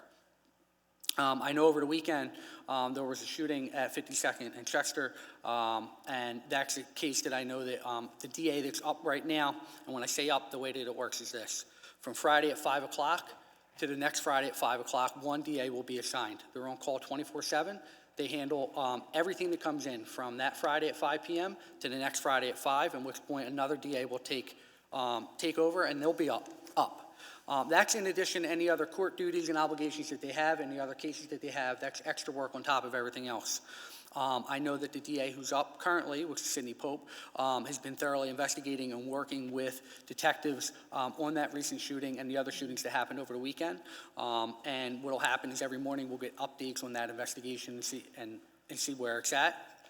We often will talk within the small group of chargers amongst one another, bounce ideas back and forth off of one another to see if there's enough probable cause, and we help each other out. That's just kind of an overview of how the charging works within the homicide unit. And we're constantly working with the Philadelphia Police Department. Like I said, we're on call 24/7.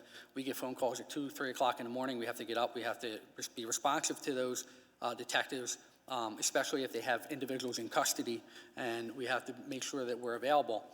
So we are always working not only with partners within the DA's office, but with all other law enforcement agencies. And it's not only confined to Philadelphia Police, we also work with state police and on occasion federally. Thank you. It's good to know that you all are out in these areas and focused on these areas, bringing these targeted approaches, and that GVI is focused on these areas as well. And I look forward to continuing to talk to you and learning what you're able to tell me as things move forward. Thank you so much. Thank you, Council President. Member Jones, then Thank you so much, Mr. President. Landau, Ketty-Lozada. So I want to thank Member Guardier for talking about 60th Street. We share a border there where a lot of the activities happen. If there are two spots, and maybe I'll go to a third, that are hot spots in the 4th Councilmanic District, 60th to 52nd to 63rd is one, bordering Member Guardier. And then 24th and Lehigh is another in North Philadelphia. Yes, I represent both areas that we focus on that. So thank you for pointing that one out. I want to thank you guys. You have proven to me and to many others that two things can be true at the same time. You can have criminal justice reform and reduction in crime. I told you off the record there, now it's on the record, I said if I had to bet on that to my younger self in 2008, I would have thought that that never could happen. So thank you for proving me wrong and being persistent in your belief. Because, you know, people, when you get the heat, sometimes people stray from the course and you did not. So thank you and your team. So much so that I no longer have a nervous twitch when you or G. Lamar Stewart call me. I was, you know, before I used to see that and my hands start shaking, my eyes start twitching. So over the reduction in crime, that has dissipated, and I'm thankful. A couple of questions. Number one is, how much does the crime lab play into the closure rates that you will, by having these tools, how will that impact going forward, even further reduction and closure rates in crimes? That's my first question. That's a great question. So I am a tremendous believer in forensics. The capacity of forensics in 2026 is so far beyond anything I could have imagined when I first started to work as a lawyer in this field in 1987, and frankly, so far of where it was 10 years ago, that it has changed almost completely the way we try cases. We try cases now sometimes with no witnesses at all. No fact, let me put it this way, no eyewitnesses at all. I'll just give you an example because I think it illustrates it. And there are two types of forensics we're talking about here. One is the forensics that are actually in the gun violence task force, which necessarily needs to be a lawyer-led unit because the law around technology is changing constantly. It would be a huge mistake if we turned that over to our colleagues and our friends in the Philadelphia Police Department when the law is shifting all the time there, at least for the foreseeable future. There have to be lawyers making sure there's no goof-ups with that technology. The other part, of course, is the long advocated, much awaited, and extremely necessary improvement in other forensics in the city of Philadelphia. I have been actually thrilled that the state legislature about 3-4 years ago and that the city has made a commitment to that, because the reality is that the one kind of deterrence that really works is catching people. The other stuff just doesn't work. Mandatory sentencing, talking about a gazillion years if you steal a candy bar, that stuff doesn't work. What absolutely clearly works is when people get caught, they don't feel like getting caught, so they don't do it. That's how that works, right? So I'm going to give you a specific example of how powerful this stuff is and how powerful it can be. We have a shooting There are no eyewitnesses. 4 people bail out of a car at night somewhere in the city of Philadelphia. They are wearing black athletic clothing. They have black masks over their faces, and they're wearing hoodies. And they shoot up a corner. They hit 2 bystanders, maybe or maybe not get their target. But mayhem, chaos, incredibly destructive behavior. We don't have one eyewitness. We don't know who the heck they are. But that car drives by a SEPTA bus, and on the SEPTA bus is a camera on the exterior, and that camera catches 2 digits in the license plate.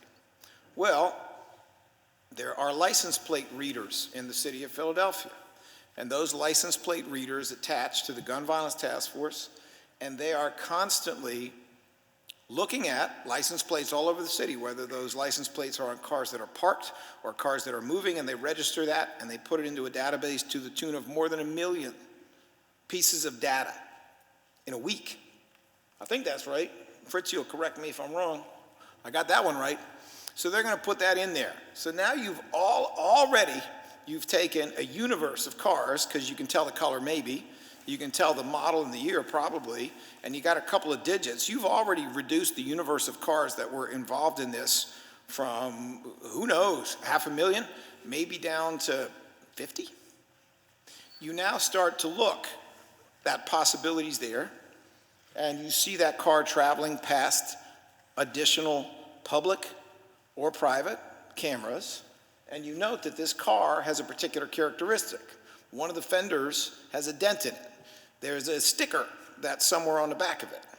And now you're honing in a little further. You go to your database, you're able to see that that car, or at least 3 or 4 or 5 cars, are usually parked in certain locations because you got 50 hits for there being in a particular block parked there. Now you start to look at who owns these properties. You start to check to figure out who might own these cars. You check it against the database that includes people who are either in shooting groups or adjacent to those shooting groups. You find yourself in a position where you're already able to make an arrest, or you've gone to the owner of these cars. What the heck do you know about this? I don't know nothing about it. I gave it to my nephew. Who's your nephew? And now we're off to the races. If you can get that nephew's cell phone, nephew's not necessarily giving you the code to open it, but you handle it the right way, which is technical.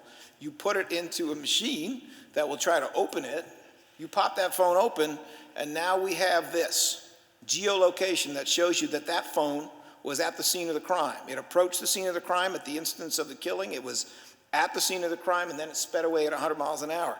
You have all of that person's contacts. You have all of the phone calls and the texts that were made on the day of and on other days of. You have their social media. You may have what social media they are reading. This is why I say this is arguably as good as or better than DNA. And you have new capacities with DNA that never existed before. You have the ability, and this was not possible really 10 years ago. You have the ability, if we invest in it, if we care enough to do this, to take from the fired cartridge casings, meaning the brass end of the bullet that's found at the crime scene, there are often 50 of them or 20 of them. You have the ability to check all of them if they're collected properly for DNA. Despite the fact you fired a bullet, despite the fact that you have incredibly high heat and explosive activity in that gun, you can pull DNA off of fired cartridge casings at a percent that's worth doing. Let me put it that way. There's some debate about what that percent is, but at its best, it's 20 or 25% of the time. Now you're getting DNA off of these things, which means you can identify, potentially, you can identify either sooner or later who loaded it. And whether, because guns are passed around, the person who loaded it was associated with a different shooting, maybe an unsolved shooting. So we go from a world that used to look like the Salem witch trials, where what you needed was an eyewitness to say something that you couldn't really test, okay? I saw the farm wife flying around the farm on a broom. That was considered good enough evidence, and, you know, frankly, a lot of people died because of that stuff. Well, if you're really going to base everything just on what people say, it's not always right. But when you start to take geolocation, videography, photography, you start to take texts, Things like, I'll get the front, you get the back, for a shooting where people shoot through the front and the back of a car. Social media, where people are showing the gun that matches the caliber that was used, DNA that connects up, and now some of them are doing, they're expressing themselves musically in ways that are either bragging about what they did or talking about what they're going to do next. You are in a different world. This is so essential that we do this. It is so essential that we fund the Gun Violence Task Force to continue with this work. It is so essential that the city of Philadelphia, which has for decades been behind other cities on forensics, that we go there. And frankly, it's so essential not only to catch those who have committed crimes, but to make sure the innocent people do not get blamed for those crimes. With us today, and I didn't really speak about him much, but the new chief of the Conviction Integrity Unit, Matt Stigler, is over there. He's going to stand up so you can see him. He's a humble soul. He needs to come up because my next question was about drones and some of the cases we lost, so you might be helpful in that. But real quick, because I'm going to get the hook. But two things. The best thing you did today was bring all of these resources that you fund here with you. I know several of them and have not just met them, seen what they've done in the community. So I'm so very thankful that you have them here to, because on one hand, see, the left hand of, the right hand of fellowship or the left hand of punishment, both are appropriate in certain cases. And so, stand up, little Selby. That's what I call you. I don't know you're married, man. Petals in a pond. To prevent, I worked at the House of Umoja a long time ago. And we would get young felons that came in, and we would have them for a year under our watch, and we mentored them. One of them is her father, who graduated, became a good man, a taxpayer, a good dad. You know, he's still one of us, but he was a good dude. But look at what generation down the line he produced. Nentone Barr, who I'm glad you brought today. Stand up, Tone. Oh, you over there. Before, you know, in order to be somebody, you should have helped somebody. Before he ever got into this, he has, we were down at the id, he's giving away cars not to the A student, but to the C student, right? To make sure that they stay on the right path. So toys and food and clothing. So I'm thankful that you have the vision to have both balances. Because your name used to be nicknamed, and I'll ask the president what the real name is now, but it used to be Let 'em Loose, Larry. You ain't that guy anymore. They call you Bookham now or something? So Bookham Larry. Bookham Larry. Point of order, I was informed it was Larry Law. Yeah. Just want you to know. So I appreciate what you are doing and what you have done for our community. So drones, how can we do it better so that cases aren't dismissed? And that's my last question. I think for that question, Councilmember, probably Paul Riddell, who runs our Dangerous Drug Offender Unit, and of course that closely connects with the use of drones and closely connects with gun violence. I think probably Paul Riddell may be in a better position to talk if he can talk at all, because some secret squirrel around this, and some of us are secret squirrels, but let me see what he can say. Good afternoon, Council. Paul Riddell, I'm the Chief of the Dangerous Drug Offender. First and foremost, the drones are going to give us the ability to see things that we ordinarily couldn't see or put us in places. Because what we're finding out right now from our surveillance cameras that we work with the Philadelphia Police Department is sometimes they absolutely know where they're at, and you can't move that, so sometimes they get destroyed or they get taken along those lines. But if we can use drones, we can actually follow people when we're making purchases, when we're doing takedowns, we can put other eyes on a property, back and front. It's the ability to do everything we'd want to do with with the police force, but that we can do also with drones, and that's also going to give safety to the police officers. And at the end of the day, what we're going to be able to do is go into court and we're going to film footage of everything we said we do. We want the certainty of our convictions. We want them to stand. We want to have the integrity of our convictions. And as the DA was saying, if we use all these other tools, not just some person saying, oh, I saw X, but when we have a person who says that and says, well, look at the video, those cases are pleas. Those cases don't go to trial, and if they do, there's certain convictions that. So what are we doing wrong? Can you elaborate on what we're doing wrong as a city, or what we're doing wrong? I think partly we just got to catch up with the technology. Let's be honest.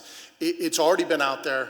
It's something we're all looking into and trying to get a hold of. We put in a request internally that we would have our own drones to then work with the Philadelphia Police Department, and my unit works with everybody.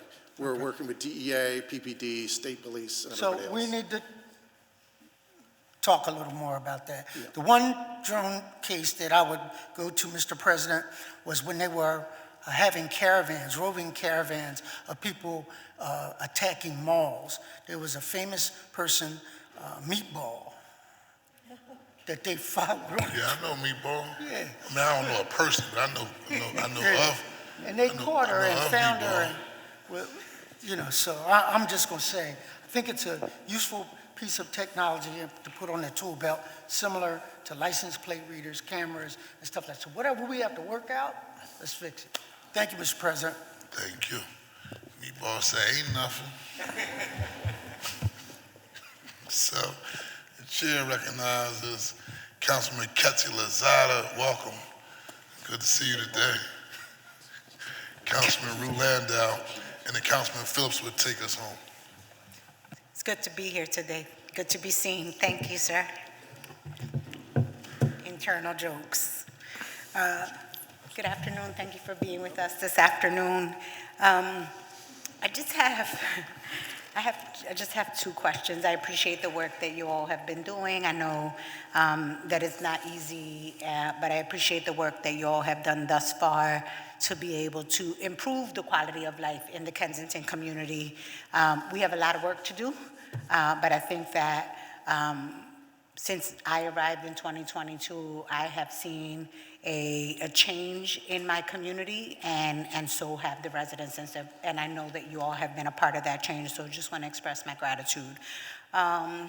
We have been working very closely with the police department in the mayor's mission of that pie piece that she talks about often. And before folks get their underwear in a bunch, this is not about anti-gun holders or license to carry, none of that. This has to do with what we are seeing in my community that has increased the level of concern amongst residents, children, stakeholders. I'm sure that you or your teams watch social media. You have seen young gentlemen now walking around in my community with open carry, automatic weapons in the neighborhood like it's a toy. And you know, the guys in my community are built different. And if you threaten them and you don't look at them a certain way, they're gonna handle their business, right? And so our concern is that they will handle their business and others will be impacted by the results of that. We've been talking to the police department and they say, council member, we can't, you know, our hands are kind of tied. We can't do a whole lot because these individuals have an ID, they have, they're able to carry. I can't accept that. There has got to be something that we can do so that folks understand that that is not normal. You cannot have to carry a weapon of this magnitude to feel safe in your neighborhood. We cannot allow for our children to continue to be impacted by these types of things that they're seeing every day. And so what we are calling that additional trauma. I'm just trying to figure out what can you do in collaboration with the police department so that this doesn't become the trend of this summer. I understand your concern, and frankly, after almost 40 years in this field, I find it absolutely shocking, the state of what the United States Supreme Court considers to be appropriate when it comes to the Second Amendment, and I find it shocking what the Pennsylvania legislature and even our Pennsylvania Supreme Court, who frankly have been forced, it's not their wishes, but they've been forced by the U.S. Supreme Court to certain positions that have left us in this absurd situation. There is no question that people walking around with weapons, especially big weapons, are frightening others. We know that if you have a gun in your home, the chances of being harmed by a gun go up 500%. It doesn't make anybody safer. It's madness. But your question is much more specific. What can we do here with a, frankly, hostile Pennsylvania legislature? Not our delegation. Our delegation's on the right page with this stuff. But with a hostile Pennsylvania legislature, with a hostile Supreme Court that's a mini legislature and is trying to turn the entire country into a war zone in terms of the gun law, what can we do now? Mr. Fritzie, I'm going to ask you to address the specifics of people walking around with large weapons in the city of Philadelphia, what is legal, what is not, and what thoughts you have that we're able to talk about publicly that can be done. Again, William Fritzie from the Chief of the Gun Violence Task Force. This individual I am well aware of. We've been observing him as well. Unfortunately, and the reason that the police department is telling you they feel their hands are tied are the same reasons that I'm going to tell you that they are slightly tied, but it doesn't mean that that is the answer. Under Pennsylvania law, you can carry a long gun, open carry, right? And so that's what this individual is doing. Philadelphia specifically has a statute, which is a misdemeanor, that if you carry that open long rifle without a license, you're in violation of that misdemeanor statute. That law itself is also on review of the Pennsylvania Supreme Court right now as to whether we will be able to continue to enforce it. So this individual knows the law, right, as it sits. And there's some things that I think we can talk with the police department about and see, because a license to carry is authorized by the county in which the individual obtained the license. And you have to be in good standing. So the question comes in maybe that we need to look and determine whether an individual is in good standing and should maintain that license to carry if they're putting the public at risk or if they are scaring the public, right? That to me would deem it not to be in good standing and therefore a revocation of that license and therefore no longer able to open carry in Philadelphia. That would create case law and that would create its own set of problems. But it is a great concern that this person is essentially walking the streets with an automatic rifle right now and giving them to others to carry around as well. So we're well aware of him, and I'm happy to discuss off the record with you some thoughts as well. I appreciate that. I think it's important for all of us to be aware that it's happening, right? None of us should be able to see or to say we haven't seen the images on social media, we don't know what is happening. I want to make sure that all of us are very conscious that it's happening. It started in my neighborhood. It will come to a neighborhood near you if we don't do something about this. And there is no way that folks in this city are preparing to welcome millions of people into our city and that they are faced with this type of behavior in anybody's neighborhood. Right now I'm advocating for mine, but I'm sure that this will get to other neighborhoods very quickly if we don't respond to this, right? And again, I want to be very clear and I want to say it again, this has nothing to do with folks' rights to carry or own weapons. That's not what this is about. I think that this is greater than that. And so I'd appreciate any conversations or any solutions that we can come up with together.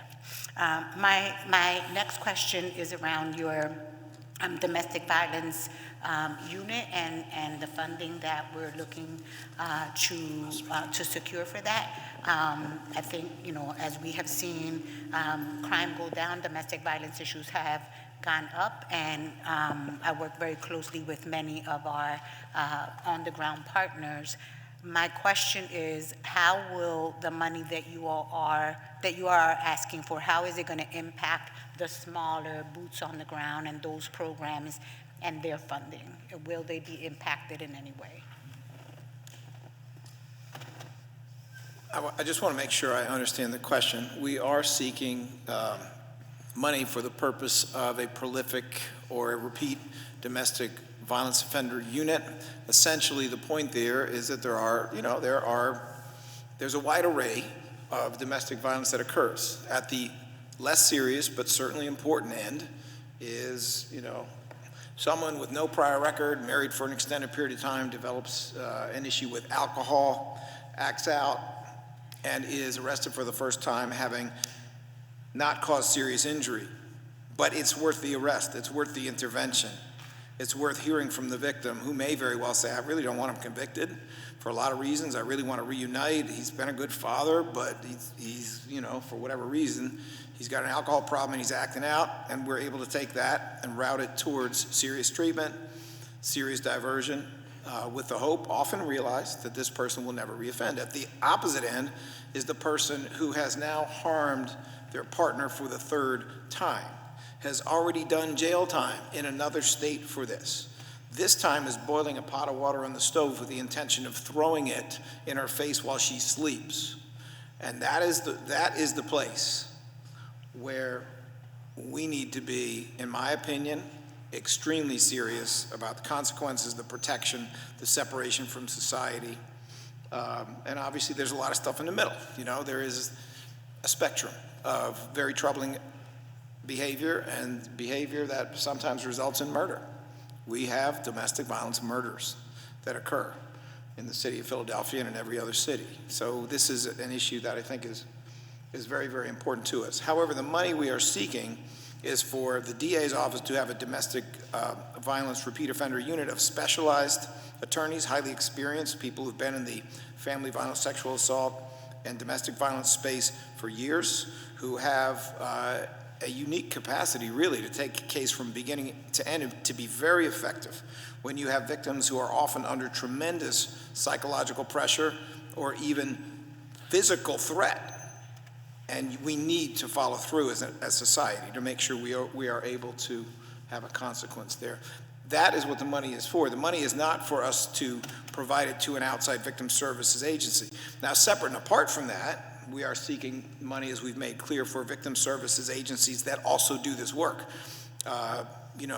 Women Organized Against Rape under its new name, Women Against Abuse, among others, and all the area providers, as well as people in our office who on a daily basis deal with domestic violence unit. So there is money going there, but within the pot that is for the establishment of a repeat domestic violence offender, none of that money would be going to the victim services. It would be going through the other route. Having said that, the resident expert here is Katrina Wattis once again, and I'll give her a chance to comment on how our repeat offender unit for domestic violence would be organized and how it would operate. Thank you, and thank you for your question about the repeat CV offender unit. I think it's an important one, and it's important to make a distinction that this is a unit that has never existed in the DA's office. I know that there's been questions in the past about, isn't there already a unit of this type? And I think that was geared towards the fact that there's a family violence and sexual assault unit.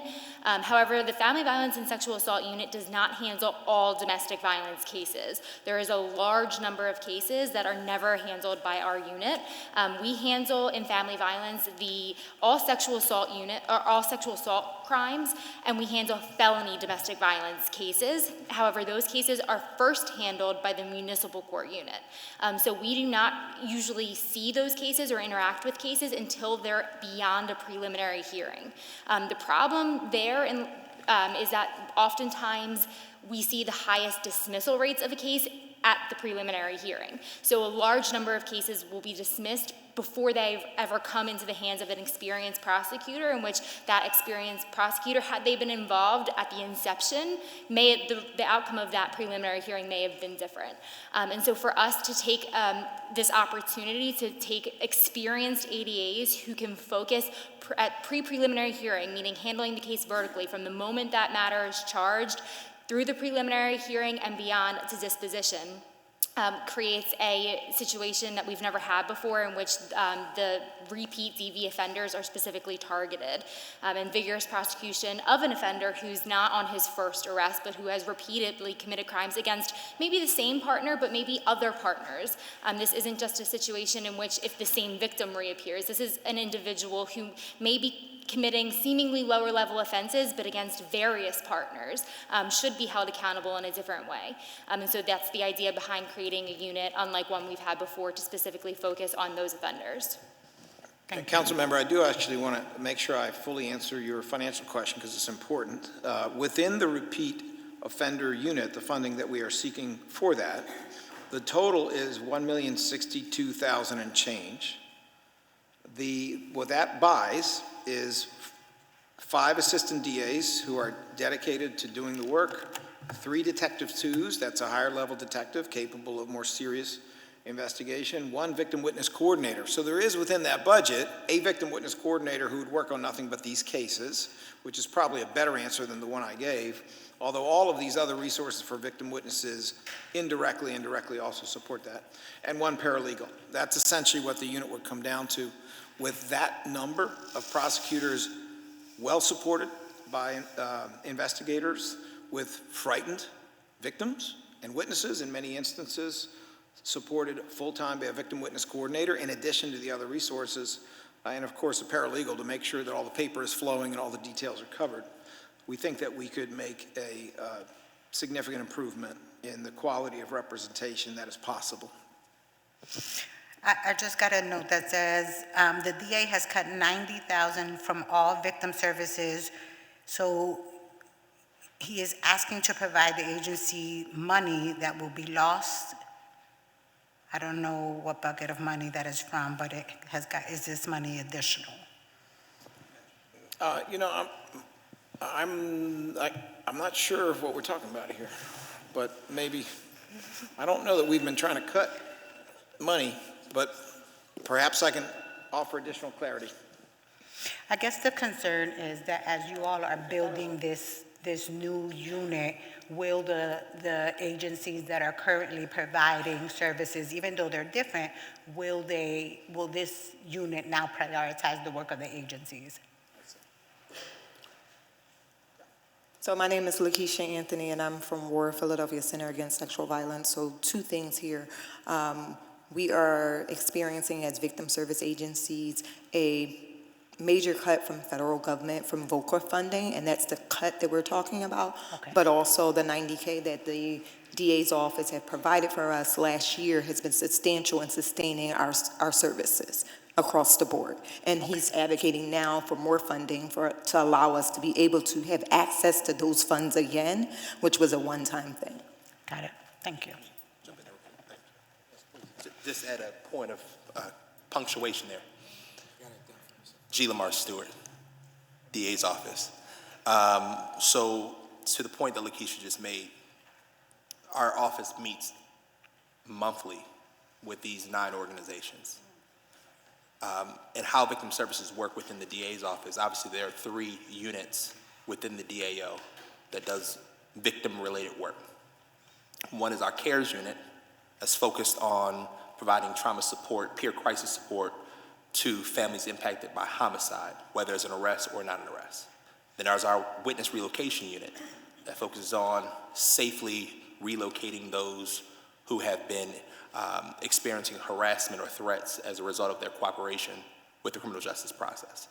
There's then our victim services unit, and their work starts at the time of charging, providing specific support to victims and witnesses. But then we have 9 contracted organizations. So those are those who are behind us right now. And through funding through City Council, we have funded those units prior to this DAO administration for decades. Up until last year, these organizations did not receive additional funding for over 15 years. Through the advocacy of DA Krasner and our executive team, and through the support of City Council, we were put in position to support them as they realized federal cuts were coming. We are now asking the city to support us again, that we might be on the, as the chief law enforcement agency in the city and county of Philadelphia, be in a position to make sure that these organizations that are helping us to support victims and witnesses and co-survivors, that they may have the resources they need to keep their doors open, to keep their lights on, and to keep their staffing paid. Many of them can tell their own stories, and I encourage you to read the letters that are inside of your packet and how Many of them were in a position where they almost had to lay off, and some had to lay off staff over the last year. And so we're hopeful that with your help, we're in a position to continue to fund them. And that's not a whole lot of money, but it's something to help them along the way as we continue to address the issue of public safety and support for families. Thank you for that. Can I ask one more? You mentioned, I heard you mention earlier, DA Krasner, the work that you all will be doing or what is coming as it relates to human trafficking. In the Kensington community, we have seen a group of young women who kind of organize themselves from other states and spring break, summer break, come into the Kensington community, work, and then go back home. We have met some who have been stuck here. And as we prepare for all of the folks that are going to be visiting us, is there a campaign or some sort of something that the DAO will be doing in order to, I guess, warn or caution individuals that this type of business will not be tolerated in our city? And I ask that question more so that folks don't get stuck here as a result of their activities than anything else. So thank you for the question. You know, I do think one of the most important things that we all do in government is communication anymore, is providing information. As I see it, and this is just one way to describe it, but I think there are two parallel tracks here, two lanes on this highway going the same direction. And one of those lanes is public education. City Council has already allocated, as I understand, about $500,000 for the purpose of public education around trafficking. And, you know, as a challenge that we're going to face in this year of MLB's All-Star Game and FIFA and the 250th anniversary. And that's great. And we intend to support it every way we can, and we have in the past, including by using our significant platform to help lift that up. But separate and apart from that, there's what the law enforcement people do in a room, and that is enforcement. It's try to figure out how to set the mouse trap and catch the mouse so that you can say, hey, look, mice, don't come looking here. It doesn't end well. Well, that's a pretty effective form of communication, too. These concepts overlap, but I can tell you, without getting into the details, that we are very actively meeting right now with reference to how we could have potentially effective enforcement actions, have them in a timely way, and have them to go exactly after the threat that you're talking about, which is people who are not stuck here yet, but who are being brought here or who are coming here in order to, well, they're being brought here really by traffickers in order to be used by those traffickers to be exploited and for those traffickers to make money. Thank you. Thank you. Thank you very much, Councilman Rulander. Thank you, Council President. Thank you, DA Krasner and your whole team who is here today. Congratulations to everybody for the reduction in gun violence and other forms of violence in the city of Philadelphia. You have really done what you set out to do. And I want to remind you, in 2023, when I was on the trail to get the position I am now, I had a talk with you, DA Krasner, after you were on a panel, and I took great notes on the things that you were looking for, which was an increase in forensics. You wanted to increase enforcement by getting this investment in forensics lab. You talked about electronic wiretaps, electronic warrants, and that you needed this big investment. When I went around the city, many people who weren't yet believers in you and your team said, no, he just wants to let everybody free. And I was like, I'm taking notes. I'm watching what he's saying publicly. We talked about it. This is what he wants. And it seems that you've gotten there, getting there. We need more investment in it. But you've done exactly what you said you needed in order to hold people accountable and to get all the evidence we need to close these cases. And so congratulations to all of you. I am proud of you for that. And I know that there's still much work to do. You also talked so much about what you've always said about community-based violence prevention. And my colleague, Chair Jones of the Public Safety Committee, I have always been a believer in this model. I did not need to be convinced. But again, it is absolutely wonderful to see our successes and the results of that. In 2020, I am the chair of the tech committee, and in my very first tech hearing I had in 2024, we worked with your data lab and had a hearing on the 57 plus blocks in the city of Philadelphia with the highest crimes based on a variety of reasons. I know those blocks have kind of morphed and changed, but I am curious if you can provide an update on the data behind that and whether you're collecting the same things, different things. What does your data say about targeted investments in the neighborhoods? Has there been a decrease in violence between these blocks? Anything else we need to do? And I want to add to this, I don't know who can answer this. I just introduced a resolution to hold a hearing on the renewal of the city's Microsoft contract. Is that the same contract that you have, or do you have your own in a different contract that you're asking about here? Councilmember, thank you for the very kind words, and we accept them, and we say you're welcome on behalf of 650 plus people and all of our partners, because we all know it ain't me, and of course all the victim services agencies that are here. The question, as I understand it, goes two directions, and they are related. One direction is the more technical aspect of the software that we need, the renewals and the payment for those renewals. The other one goes in the direction of our data lab. Our data lab is headed by the Philadelphia DA's office's first ever on-staff criminologist. That is Dr. Oren Gur, seated right next to me, who left academia to run the show with our data lab, and obviously all of you in council for years now have been receiving packets of information on specific issues or just having to do with crime that occurs in your area. So I think Dr. Gur is probably best suited to try to respond to your inquiries about the 57 blocks, whether that has morphed and any other details you may need. We're happy to follow up with that after today, because I've certainly learned over time that data questions are usually best answered in 24 hours or 2 weeks. They're usually not best answered on the fly, but he is here. As for the cliff, the July cliff that we're coming to, when like a bunch of lemmings, we all go over to the side because we don't have software anymore to do the basics, and I have to go and buy a pile of pencils and a manual pencil sharpener.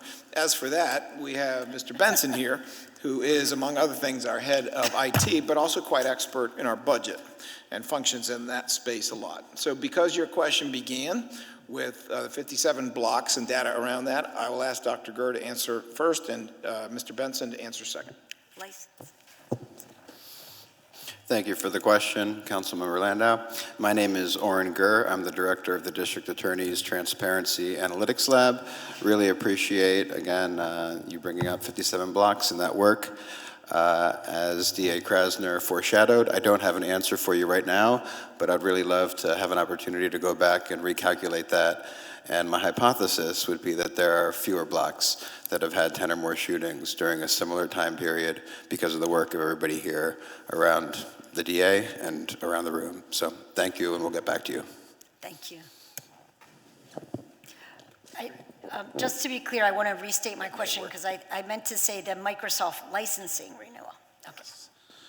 And hello, Councilmember Landau. Thank you for the question. I don't know if it's a lifelong dream to talk about Microsoft licensing in front of City Council, but thank you for the question.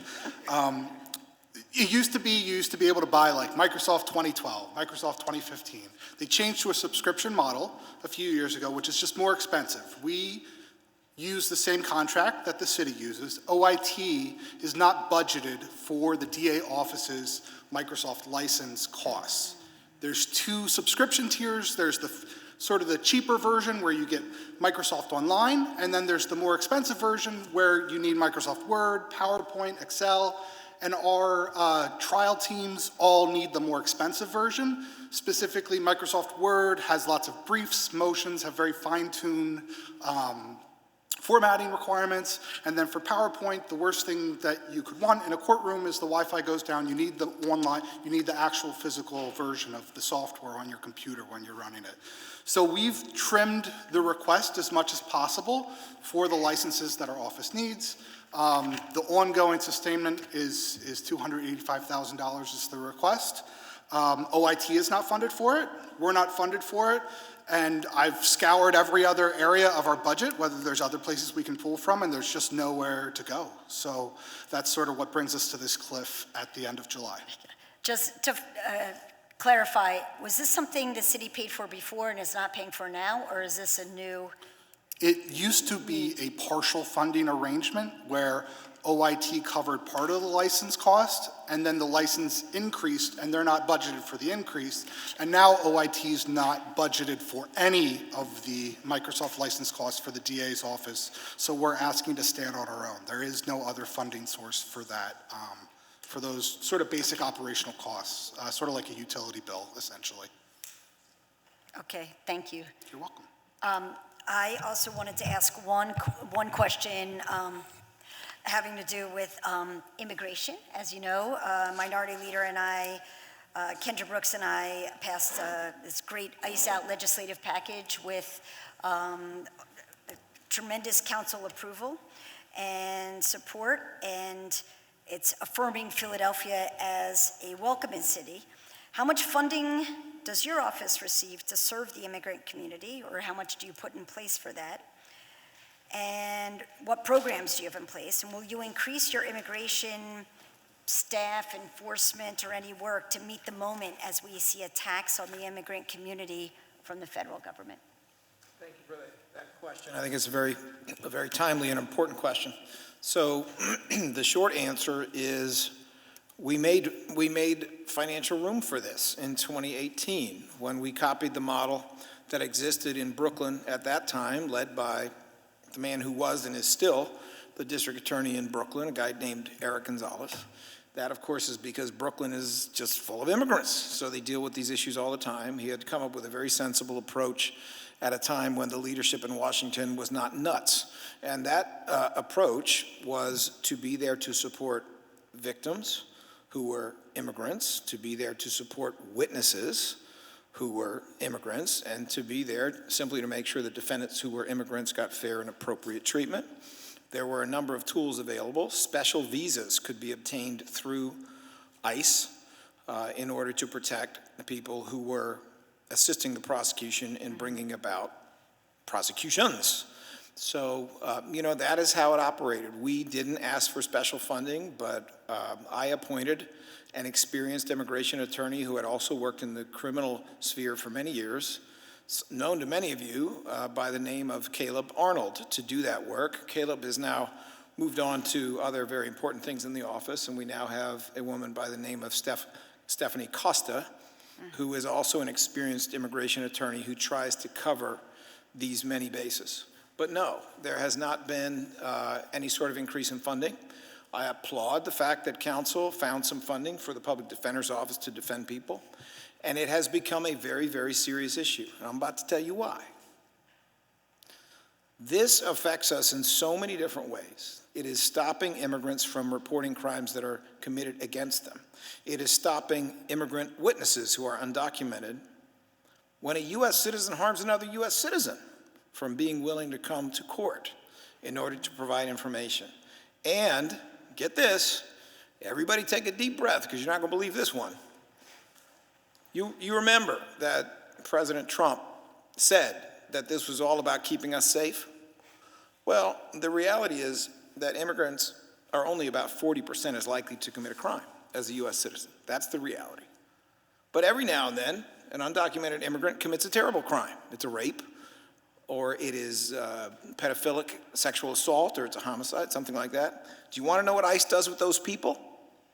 They deport them before we can take them to trial. That's what they do with those people. They discriminate against U.S. citizens who are charged with the same activity, who will have their day in court, who will be found guilty, who may sit in jail for decades. Discriminates against U.S. citizens, get out of jail free card for that tiny subset of immigrants who commit these terrible crimes. every single thing that we were told about this immigration policy making us safe, it's the exact reverse, okay? So I applaud all of you for having pushed money through for the Public Defender's Office to be able to provide some kind of representation to undocumented people who are often very unfairly and often very illegally being mistreated by this government. You know, part of my job, part of my sworn oath is to uphold the Constitution and laws of the United States. That means to protect people's rights. And that is something that we want to do. We are finding ways to do it within our budget, but frankly, we absolutely could use more. Steph Costa is only one human being. There's only so much that Steph Costa can do when we have all these different assaults on our ability to do prosecution as usual, to protect victims as usual. We certainly could use additional help. And I also want to applaud City Council for speaking with a unified voice about this being a welcoming city, this being a place where we all recognize that our ancestors, with very, very, very few exceptions, and those would be indigenous ones, were all immigrants. Time. Now, pause. Now, you had me for a moment, Larry. And Harry may speak on this, but I support everybody, right?